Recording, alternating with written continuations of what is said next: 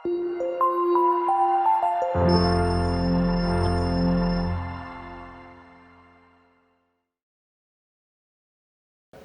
Tuhan, kita akan lanjutkan pelajaran kita, yaitu mengenai iman. Kita sudah dan sedang melihat beberapa contoh dalam Alkitab tentang perkataan dan tindakan iman. Sebab iman tanpa perbuatan, tanpa tindakan, Alkitab katakan sesungguhnya iman itu mati. Ya. Nah, dasar daripada perkataan iman itu adalah firman Tuhan. Dasar dari tindakan iman itu adalah firman Tuhan juga. Ya. Kita sudah melihat beberapa contoh, ya. Dan sore hari ini kita melihat beberapa contoh lagi yang tentu sangat berguna untuk membangun iman kita, ya. Sebab dengan adanya contoh-contoh dalam Alkitab akan memotivasi kita untuk belajar bertindak dengan iman. Saya pikir firman Tuhan yang kita terima, yang kita belajar itu sudah banyak, ya, sudah banyak. Kalau dibanding dengan mereka tokoh-tokoh iman dalam perjanjian lama, ya, porsi kebenaran yang mereka terima itu kalau dibanding dengan kita sekarang, saudara, jauh lebih sedikit. Ya, maka sebab itu seharusnya tindakan iman atau pengalaman-pengalaman dalam iman yang kita harus alami jauh lebih besar dari mereka dalam perjanjian lama. Karena itu kita perlu belajar lagi tentang mereka yang mempunyai perkataan iman dan tindakan iman yang nyata. Contoh yang berikut adalah Bilangan 14. Bilangan 14 ayat 6 sampai ayat yang ke-9. Bilangan 14 ayat 6 sampai ayat 9. Begini firman Tuhan, saya bacakan. Tetapi Yosua bin Nun dan Kaleb bin Yefune yang termasuk orang-orang yang telah mengintai negeri itu mengoyakkan pakaiannya dan berkata kepada segenap umat Israel, negeri yang kami lalui untuk diintai itu adalah luar biasa baiknya. Jika Tuhan berkenan kepada kita, maka Ia akan membawa kita masuk ke negeri itu dan akan memberikannya kepada kita, suatu negeri yang berlimpah-limpah susu dan madunya. Hanya janganlah memberontak kepada Tuhan dan janganlah takut kepada bangsa negeri itu, sebab mereka akan kita telan habis. Yang melindungi mereka sudah meninggalkan mereka, sedang Tuhan menyertai kita. Janganlah takut kepada mereka. Nah, kita melihat di sini bagian firman Tuhan yang sudah sangat sering kita dengar, kita baca, yaitu mengenai perkataan dan tindakan iman daripada Yosua dan Kaleb. Ya. Sebelumnya bangsa Israel sudah dibuat bimbang dengan kesaksian dari 10 orang saksi. Ya. Sehingga mereka lalu memutuskan untuk kembali ke Mesir, mencari pemimpin yang lain yang dapat membawa mereka kembali ke Mesir. Nah, padahal 10 saksi ini kita tahu bahwa mereka membawa kesaksian tadinya sama, benar negeri itu berlimpah sesuai dengan firman Tuhan. Tetapi kemudian di akhir dari kesaksian itu adalah tetapi orang-orang yang mendiami negeri itu orang-orang raksasa. Kita tidak bisa. Ya. Nah, sehingga kesaksian mereka itu percuma. Ya. Tidak ada gunanya. Bahkan kesaksian yang mematikan iman. Mematikan iman. Tapi dari 12 itu ada 2, Yosua dan Kaleb. Saudara, dikatakan mereka tampil sambil mengoyakkan pakaiannya, ya, dan menyatakan dengan tegas, negeri yang kami sudah lalui, kami intai itu luar biasa baiknya. Saudara, perkataan iman dari Yosua dan Kaleb ini didasarkan atas janji Tuhan. Ya. Keluaran 3 ayat 8 sampai ayat yang 10, Tuhan Allah katakan, aku akan membawa kamu kepada suatu negeri yang baik dan luas, berlimpah-limpah susu dan madu. Yosua turut mendengarkan ketika Musa menyampaikan firman itu kepada bangsa Israel yang masih ada di Mesir pada waktu itu. Yosua pegang firman Tuhan itu. Dia percaya kepada firman Tuhan itu. Kepercayaan Yosua dan Kaleb terhadap firman Tuhan itu, janji Tuhan itu, semakin diteguhkan dengan bagaimana pimpinan Tuhan bagi bangsa Israel ketika keluar dari Mesir. Oh, kepercayaan mereka kepada janji Tuhan tentang tanah Kanaan itu semakin diteguhkan. Karena untuk kepentingan tujuan itu laut pun dibelah. Melewati padang gurun tidak ada masalah.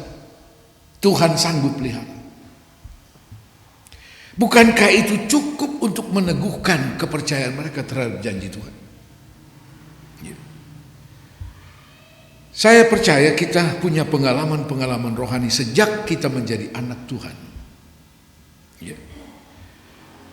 Kita semua percaya bahwa tujuan akhir dari penurutan kita kepada Tuhan, tujuan akhir dari keselamatan kita adalah sorga. Katakan amin. Ya. Saudara masih percaya ada sorga? Sebab sekarang ada banyak yang tidak lagi percaya ada sorga, yang ada bumi. Ya. Sehingga ada banyak pengajaran yang tidak lagi mengajarkan kepada jemaat bahwa kita akan ke sorga, tapi dia bilang kita ke bumi. Ya. Nah, itu tujuan akhir penurutan kita kepada Tuhan. Nah, untuk sampai ke sana, saudara, betapa hebat ya, pemeliharaan Tuhan bagi saudara dan saya. Dalam perjalanan seperti perjalanan bangsa Israel keluar dari Mesir, ya. Luar biasa pemeliharaan Tuhan, ya. Luar biasa jaminan Tuhan, ya. Dan bukankah itu juga yang kita alami tiap-tiap hari, ya. Nah, itu cukup meneguhkan kepercayaan kita bahwa janji Tuhan itu ya dan amin. Nah, hal yang menarik daripada iman daripada Yosua dan Kaleb ini adalah mereka harus berhadapan dengan 10 saksi yang sudah mempengaruhi sebagian besar bangsa Israel untuk tidak lagi percaya kepada firman Tuhan. Sebab itu saya katakan bahwa iman Yosua dan Kaleb itu luar biasa, saudara. Mungkin kebanyakan orang ya sudahlah, karena mereka lebih banyak kita ikut saudara. Oh tidak, Yosua dan Kaleb tidak seperti itu. Ya. Mereka punya prinsip. Orang yang punya iman, saudara, adalah orang yang punya prinsip rohani yang kuat, yang tidak akan tergoyahkan, ya. Yang tidak akan terpengaruh, mau dengan jumlah, mau dengan situasi dan kondisi apapun, ya. Dia akan bertahan. Ya. Itu sikap rohani dari orang yang punya iman. Kan sekarang orang lebih suka gabung dengan yang lebih banyak, bukan? Ya. Yang lebih banyak itu karena melihat mujizat. Ya. Belum tentu juga mujizat itu betul apa tidak. Sebab Alkitab katakan iblis juga bisa bikin mujizat. Ya. Tanda-tanda ajaib, mujizat palsu. Surat Tesalonika katakan seperti itu. Nah, apa yang dikatakan Yosua dan Kaleb dalam ayat yang ke-9, hanya janganlah memberontak kepada Tuhan dan janganlah takut kepada bangsa negeri itu, sebab mereka akan kita telan habis. Yang melindungi mereka sudah meninggalkan mereka, sedang Tuhan menyertai kita, janganlah takut kepada mereka. Tindakan iman dari Yosua dan Kaleb adalah tidak terpengaruh dengan jumlah yang lebih banyak, yang tidak lagi percaya kepada firman Tuhan. Ini suatu tindakan iman. Lalu, saudara, tindakan perkataan dan tindakan iman itu selalu akan direspon oleh Allah. Mari kita lihat ayat selanjutnya. Ayat 24 dan ayat 30. Tetapi hambaku Kaleb karena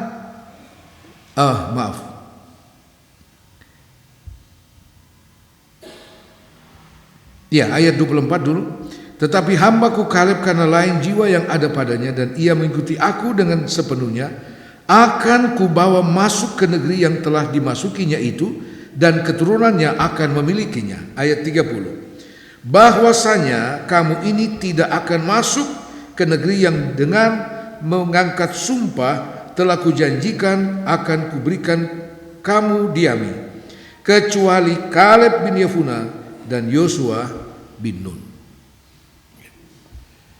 Saudara, orang yang punya iman dengan tindakan iman yang nyata akan direspon oleh Tuhan. Ya. Tuhan bilang, oh mereka dua akan saya bawa masuk. Ya. Mereka inilah yang akan kubawa masuk ke dalam negerinya, dan negeri itu akan dimiliki oleh keturunannya. Ya. Akan selalu mendapat tanggapan, respon dari Tuhan. Ya. Artinya apa? Tuhan menghargai orang-orang yang punya perkataan dan tindakan iman yang nyata. Ditanggapi oleh Tuhan. Nah,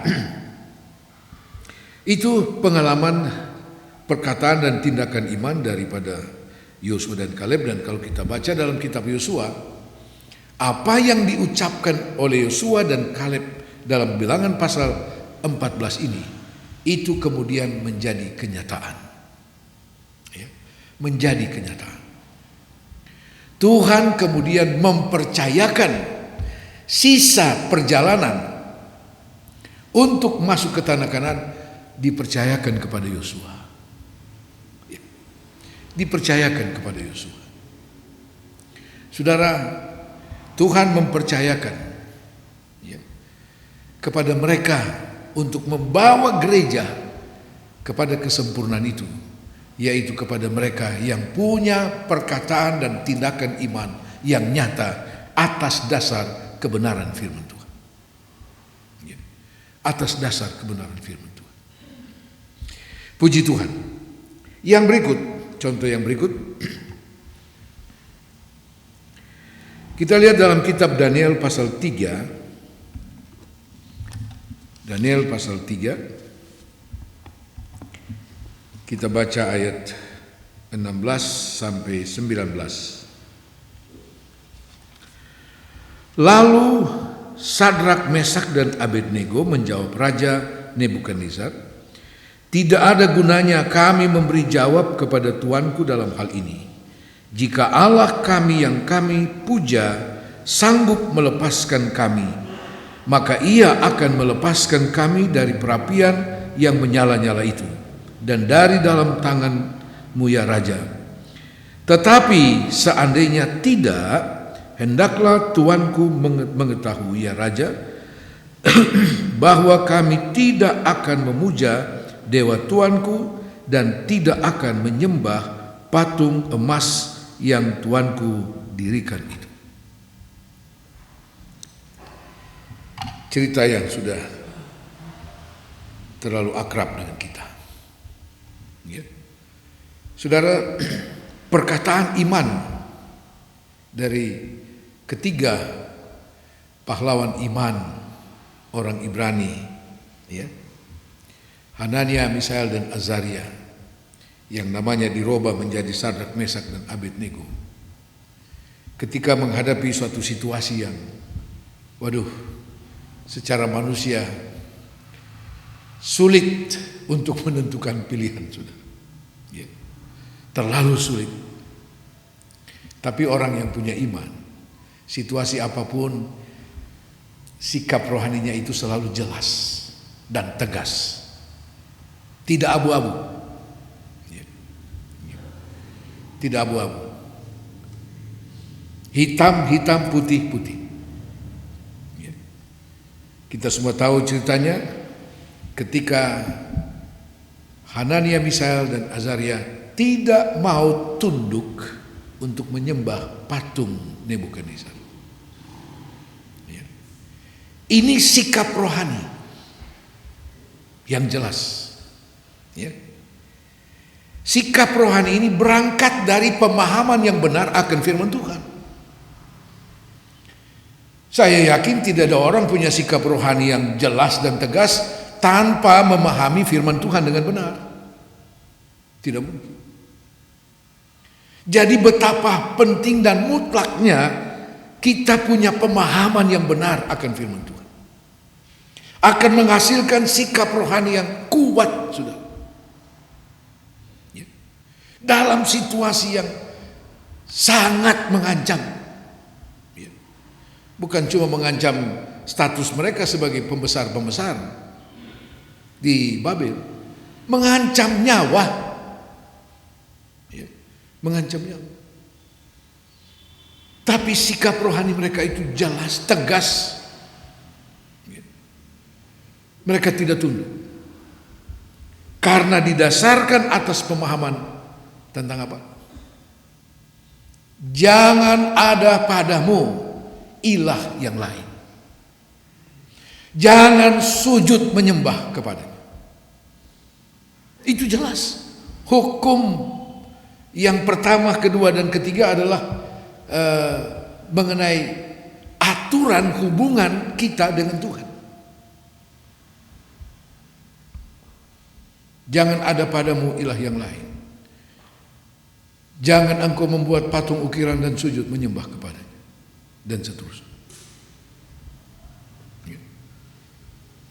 Jadi mereka, anak-anak muda ini, mereka ini masih anak muda sebenarnya. Waktu dibawa ke Babel itu mereka kurang lebih antara 18 sampai 20 tahun, sudah. Masih sangat muda. Tapi anak-anak muda yang punya prinsip rohani yang kuat. Karena apa? Mereka punya pemahaman firman Tuhan. Saudara, kalau hukum Taurat dibacakan kepada orang Israel, mereka harus siap, tegap, berdiri. Dengan penuh perhatian, dengan penuh rasa hormat kepada Tuhan. Itu aturan mereka. Mereka punya pemahaman akan kebenaran firman Tuhan. Dan pemahaman ini telah membentuk satu pribadi yang sungguh-sungguh takut Tuhan. Ya. Takut Tuhan. Pemahaman ini menghasilkan sikap rohani yang jelas dan tegas. Tidak ada kompromi. Waduh. Bagi mereka kebenaran firman Tuhan itu tidak bisa dikompromikan untuk kepentingan apapun. Ya. Mereka rela kehilangan segalanya, bahkan nyawa pun. Inilah yang harus menjadi contoh dan teladan bagi kita. Dipanggillah mereka menghadap Nebukadnezar. Mereka diadukan. Mereka bilang, Tuhan, upacara penyembahan hari ini sebenarnya sudah sangat bagus. Tapi ada 3 orang yang membuat upacara kita ini ada cacat celah, ada aib. Karena ada 3 orang Ibrani yang tidak sujud menyembah. Saudara bayangkan betapa marahnya, geramnya Nebukadnezar. Ya. Dipanggillah mereka. Tapi Nebukadnezar coba negosiasi, saudara, kompromi. Bagaimana kalau kita ulang dari awal? Ya. Hanya untuk supaya 3 orang ini menyembah patungnya, Nebukadnezar rela ulang dari awal semua upacara itu. Ya. Dia mau ulang. Kadang-kadang kita terhadap bos kita, ya, bos suruh apa? Ya, namanya juga dia bos. Kita sudah bisa bikin apa-apa. Waduh, saudara. Takut kehilangan jabatan? Takut kehilangan gaji?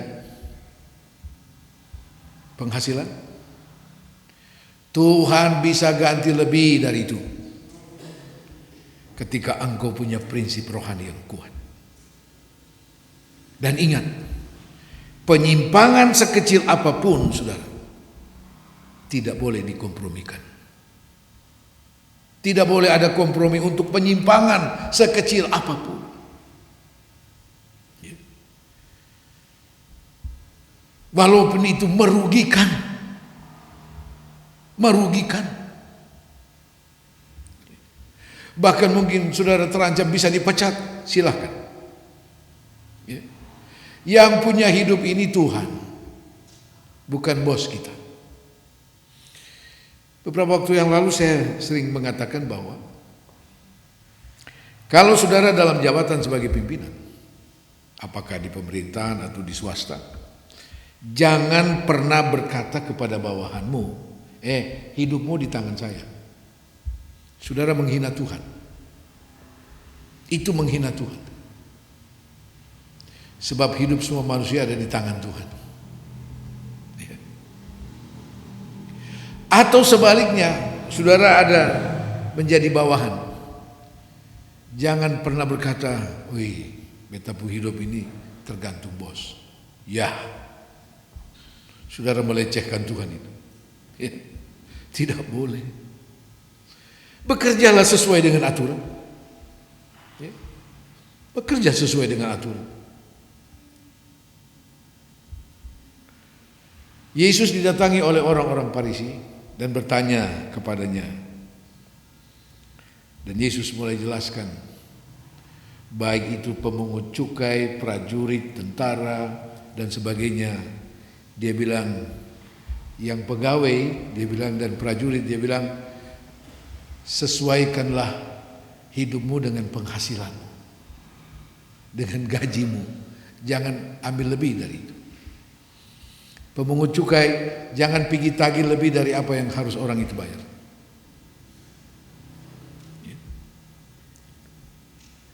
Jadi aturannya jelas.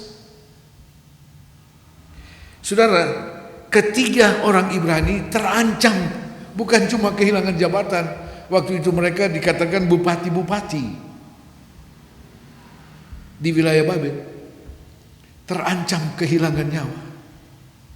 Ya. Ketika negosiasi dengan Nebukadnezar bilang, lihat dulu itu yang di samping sana. Apa itu? Api yang dipanaskan 7 kali. Negosiasi tapi sudah dengan ancaman. Itu sebenarnya bukan negosiasi lagi. Ya. Negosiasikan itu istilahnya win-win solution, bukan? Bisa menguntungkan dua pihak. Ini enggak, ancaman. Nah, kita baca tadi jawaban dari Sadrak, Mesak, Abednego. Tuanku, Allah yang kami puja, kami sembah siang malam, sanggup melepaskan kami. Itu perkataan iman. Sanggup melepaskan kami. Tetapi kalaupun tidak, kalaupun Tuhan punya rencana lain. Tadi malam kita sudah dengar firman Tuhan di Rayon Moria. Bukan kehendakku yang jadi.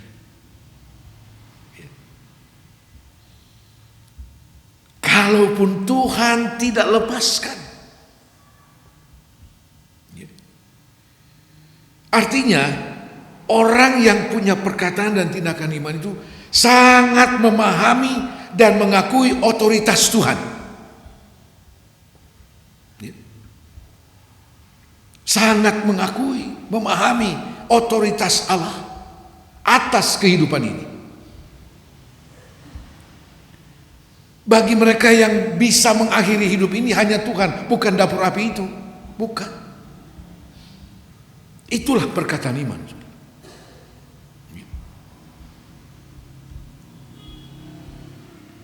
Bukan lalu mereka berubah karena melihat ancaman itu. Tidak. Tidak berubah. Dan ketika bicara kebenaran firman Allah, ada negosiasi untuk menyimpang dari firman Allah. Oh, tidak ada kompromi. Tidak ada kompromi. Tindakan iman selalu menghasilkan mujizat. Menghasilkan mujizat. Dan itu yang dialami oleh ketiga orang Ibrani. Ini bukannya bilang, oh, jadi sudah tidak ada kompromi. Tidak. Baik. Diikatlah. Sudah sedia algojo di situ. Orang kuat untuk angkat dan buang mereka ke dalam dapur api. Saudara, mungkin perkataan iman itu masih bisa sebelum melihat ancaman, tapi bisa berubah setelah melihat ancaman. Tapi orang yang punya prinsip rohani yang kuat atas dasar kebenaran firman Allah tidak akan berubah. Tidak akan berubah. Jadi prinsip iman daripada ketiga orang ini adalah prinsip iman otoritas. Cuma Allah yang berdaulat atas hidup ini. Mau dia Nebukadnezar, raja besar yang punya kekuasaan besar, tidak. Hanya Tuhan. Dan hasilnya kita semua tahu. Seperti saya katakan tadi, orang yang punya prinsip rohani dengan perkataan iman dan tindakan iman yang nyata, oh saudara, akan direspon oleh Tuhan. Akan direspon oleh Tuhan yang punya kehidupan ini. Begitu mereka dibuang, mereka kayak dibuang di atas kasur.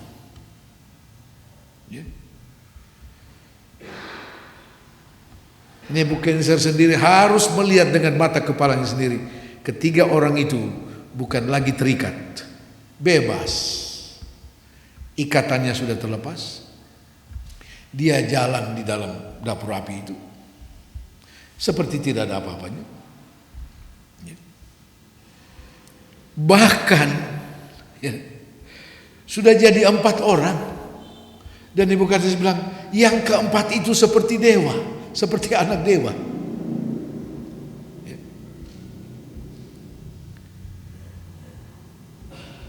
Yesus ada hadir di sana. Haleluya. Tuhan sangat menghargai dan menghormati setiap perkataan dan tindakan iman kita demi kebenaran firman Tuhan. Dan ingat, yang terakhir, perkataan dan tindakan iman itu hasilnya selalu memuliakan Allah. Begitu mereka dikeluarkan, Nebukadnezar bilang, bikin surat, bikin brosur, saya tanda tangan, kirim ke seluruh negeri Babel ini. Isinya apa? Tidak ada Allah seperti Allahnya Sadrak, Mesak, dan Abednego. Tidak ada. Dia Allah yang luar biasa. Dan siapa berani menghujat nama Allah Sadrak, Mesak, dan Abednego akan ditetak berpenggal-penggal, dibinasakan. Luar biasa bukan? Perkataan dan tindakan iman yang nyata menghasilkan kesaksian bagi kemuliaan Tuhan. Haleluya. Nebukadnezar harus mengakui dewanya tidak ada apa-apanya. Ternyata Allah Sadrak, Mesak, dan Abednego jauh lebih berkuasa daripada dewanya. Maka gagal total upacara penyembahan kepada dewa Nebukadnezar. Justru dalam upacara itu Nebukadnezar mendeklarasikan Allah Sadrak, Mesak, dan Abednego jauh lebih hebat dari dewanya. Katakan amin. Tuhan Yesus memberkati.